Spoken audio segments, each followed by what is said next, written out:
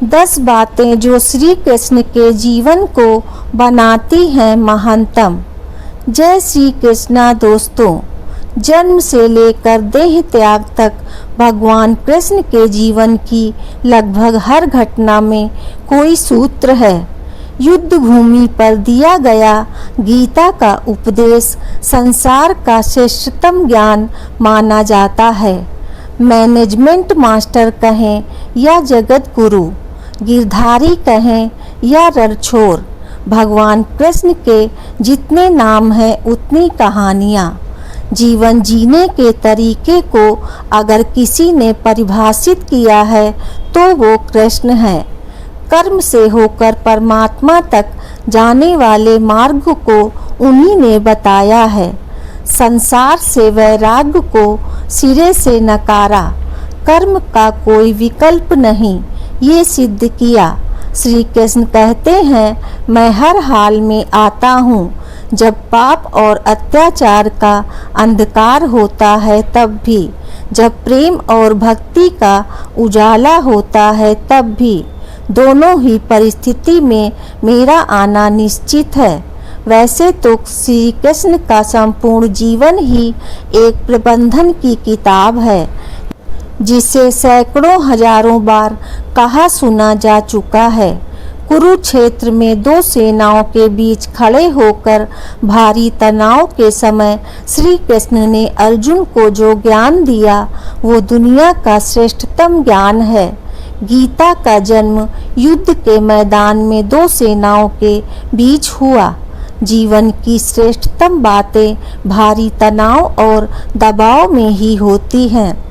अगर आप दिमाग को शांत और मन को स्थिर रखने की कोशिश करें तो सबसे बुरी परिस्थितियों में भी आप अपने लिए कुछ बहुत बेहतरीन निकाल पाएंगे।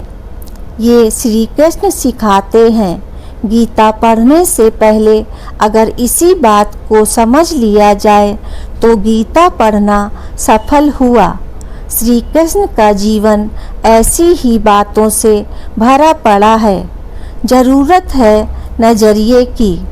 उनका जीवन आपके लिए मैथोलॉजी का एक हिस्सा मात्र भी हो सकता है और आपका पूरा जीवन बदल कर रख देने वाला ज्ञान भी।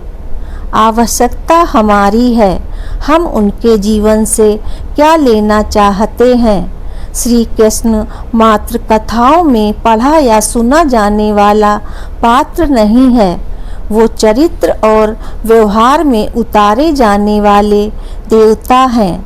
श्री कृष्ण से सीखें कैसे जीवन को श्रेष्ठ बनाया जाए। 10 बातें हैं जो अगर व्यवहार में उतार ली तो सफलता निश्चित मिलेगी। नंबर 1, शुरू से अंत तक जीवन संघर्ष ही है। कारागृह में जन्मे श्री कृष्ण पैदा होते ही रात में यमुना पार कर गोकुल ले जाया गया। तीसरे दिन पूतना मारने आ गई। यहाँ से शुरू हुआ संघर्ष देह त्यागने से पहले द्वारिका डुबोने तक रहा। श्री कृष्ण का जीवन कहता है, आप कोई भी हो, संसार में आए हैं तो संघर्ष हमेशा रहेगा। मानव जीवन में आकर परमात्मा भी सांसारिक चुनौतियों से बच नहीं सकता। श्री कृष्ण ने कभी किसी बात की शिकायत नहीं की, हर परिस्थिति को जिया और जीता। श्री कृष्ण कहते हैं, परिस्थितियों से भागो मत, उसके सामने डटकर खड़े हो जाओ, क्योंकि कर्म करना ही मानव जीवन का पहला कर्तव्य है। हम कर्मों से ही परेशानियों से जीत सकते हैं। नंबर 2, स्वस्थ शरीर से ही विजय है। श्री कृष्ण का बचपन माखन मिश्री खाते हुए गुजरा। आज भी भोग लगाते हैं हम, लेकिन ये संकेत कुछ और है।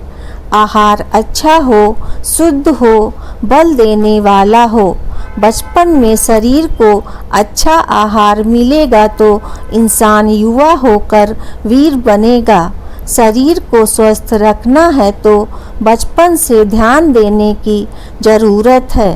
ये पेरेंटिंग के दौर से गुजर रहे युवाओं के लिए बड़ा मैसेज है। अपने बच्चे को ऐसा खाना दें जो उनको बल दे, सिर्फ स्वाद के लिए ही न खिलाएं, तभी वे बड़े होकर स्वयं को और समाज को सही दिशा में ले जा पाएंगे। नंबर 3, पढ़ाई किताबी ना हो, रचनात्मक हो।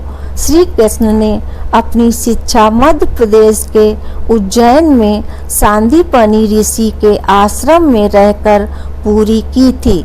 कहा जाता है 64 दिन में उन्होंने 64 कलाओं का ज्ञान हासिल कर लिया था। वैदिक ज्ञान के अलावा उन्होंने कलाएं सीखी। शिक्षा ऐसी ही होनी चाहिए जो हमारे व्यक्तित्व का रचनात्मक विकास करे।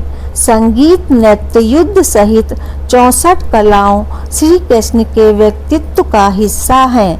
बच्चों में कोरा ज्ञान न भरें, उनकी रचनात्मकता को नए आयाम मिले, ऐसी शिक्षा व्यवस्था हो। नंबर 4, रिश्तों से ही जीवन है, बिना रिश्तों के कुछ नहीं।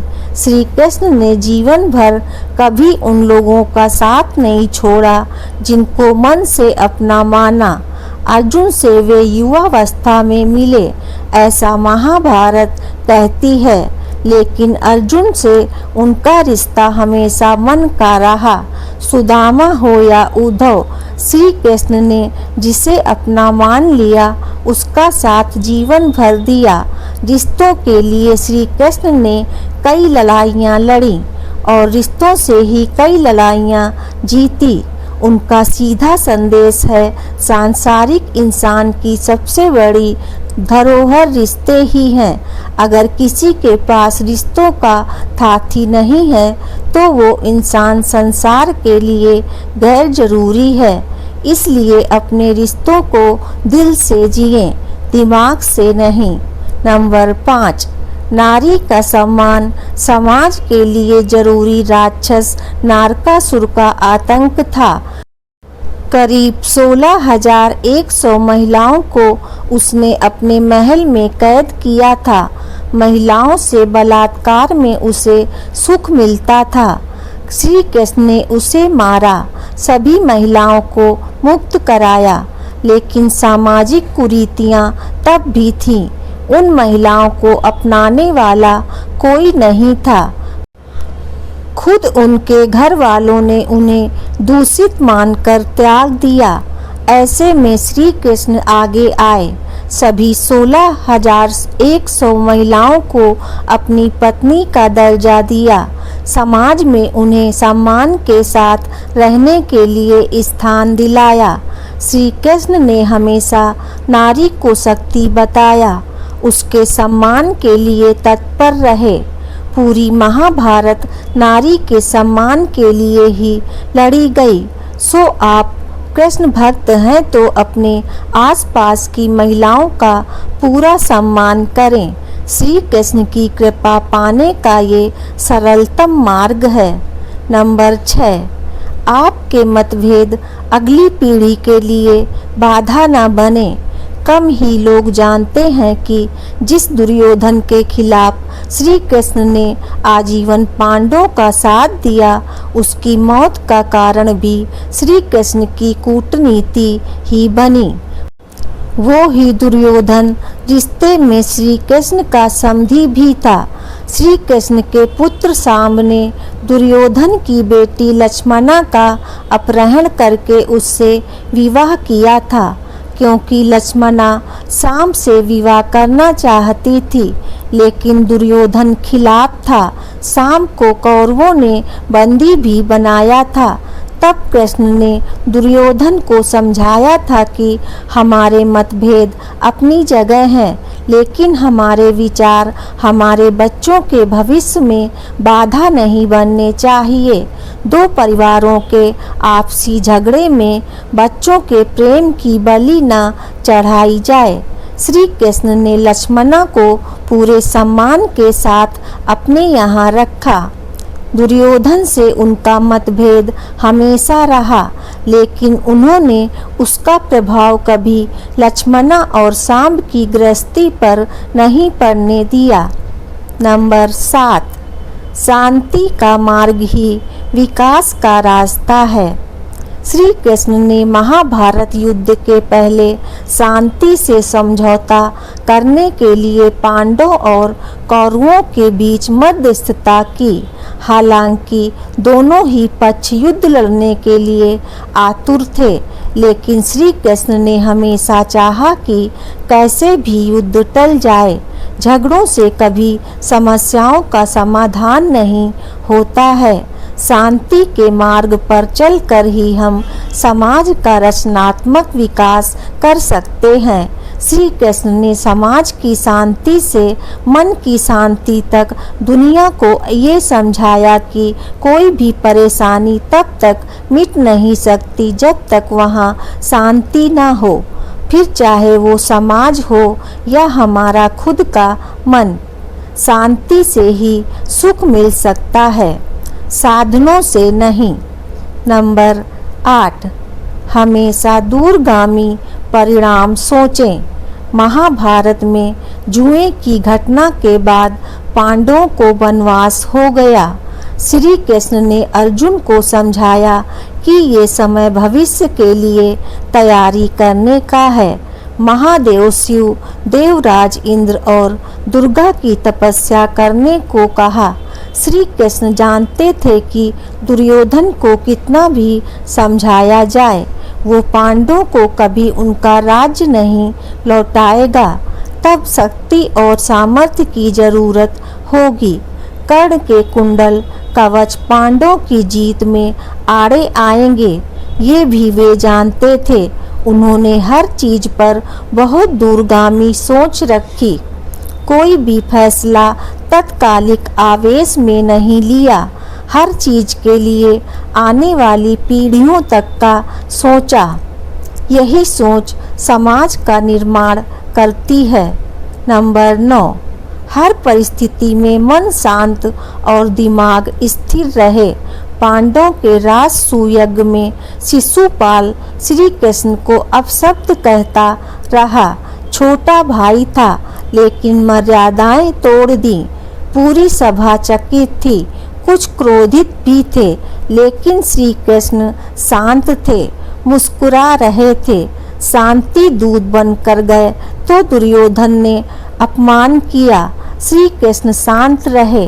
अगर हमारा दिमाग स्थिर है, मन शांत है, तभी हम कोई सही निर्णय ले पाएंगे। आवेश में हमेशा हादसे होते हैं, ये श्री कृष्ण सिखाते हैं। विपरीत परिस्थितियों में भी कभी विचलित नहीं होने का गुण श्री कृष्ण से बेहतर कोई नहीं जानता। नंबर 10, लीडर बने, श्रेय लेने की होड़ से बचें। श्री कृष्ण ने दुनिया भर के राजाओं को जीता था। जहां ऐसे राजाओं का राज था जो भ्रष्ट थे, जैसे जरासंध, लेकिन कभी किसी राजा का सिंहासन नहीं छीना। श्री कृष्ण के पूरे जीवन में कभी ऐसा नहीं हुआ कि उन्होंने किसी राजा को मारकर उसका शासन खुद ले लिया हो। जरासंध को मारकर उसके बेटे को राजा बनाया। जो चरित्र का अच्छा है, सभी जगह ऐसे लोगों को बैठाया जो धर्म को जानते थे।